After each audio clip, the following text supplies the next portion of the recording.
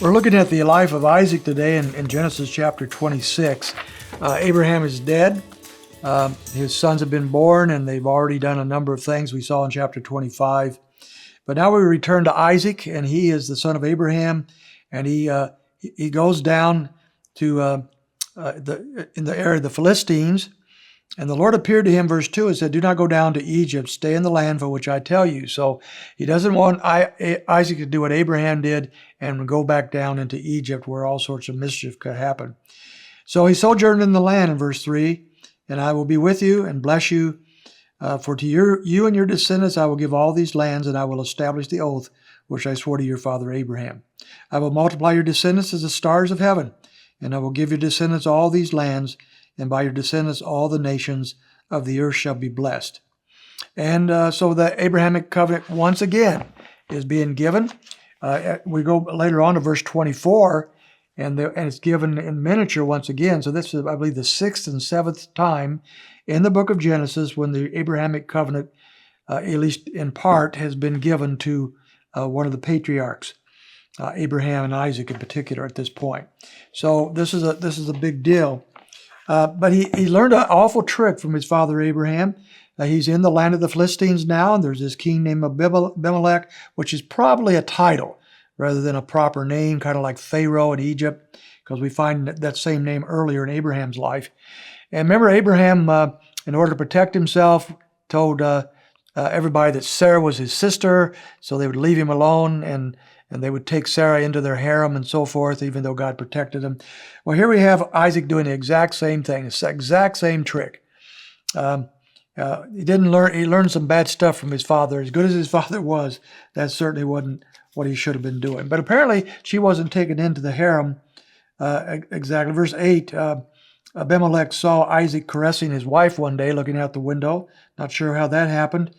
But he realizes this is not anybody's sister. This is his wife, and he calls him out on that. Verse 10, "What have you done? You know, one of us could have taken her and slept with her, and then God would have brought guilt upon us." So he was not a happy man about this at all. So at any rate, the story goes on. Verse 12, Isaac sowed in the land and reaped that same year 100-fold, and God blessed him, and the man became rich. God promised if he stayed in the promised land, God would bless him financially. And he did. He became very rich. So rich that Abimelech and his people said, "We got to get rid of this guy. He's getting too powerful for us." And in verse 16, he says to Isaac, "Go away from us. You're too powerful for us." And so Isaac leaves the area, and he goes out, and he begins to travel around the different parts. And as he does, he's looking for water. So water is an important source of life for everyone, yet without water, life does not go on. So we find a rather large section here talking about the digging of wells and Abimelech's people stealing the wells from Isaac, and then Isaac doing it all again, and so forth. And so finally, in verse 24, the Lord appeared to him again that same night and said, "I am the God of your father Abraham. Do not fear, for I am with you. I'll bless you and multiply your descendants for the sake of my servant Abraham." And verse 25, he does a number of things here. He first of all builds an altar, so he's worshiping God, and he called upon the name of the Lord. He pitched his tent, which indicates he's settling down. He's not just traveling about, he's settling down for a while. And there Isaac servants dug a well. So we find him in this territory now where he is actually settling into where God would have him be. Abimelech's still worried about him, and so he makes a covenant. He brings some of his army. They make a covenant with Jacob that they'll live in peace, and Jacob allows that to happen. He signs that covenant, so to speak. In verse 32, they're still digging wells here, and they came in that day and told him about a well which they had dug. And he said, "We found water." And that seems to be the last of the skirmishes over water and wells. Isaac has his place, and he has his wells. One more footnote, though, verse 34, about Esau.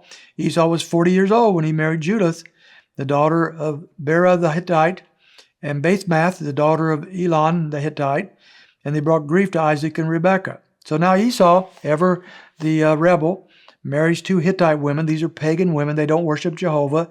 Of course, I don't think Esau does either. But he marries these two paganite women. And all we're told about that is that they bring grief to Isaac and Rebekah.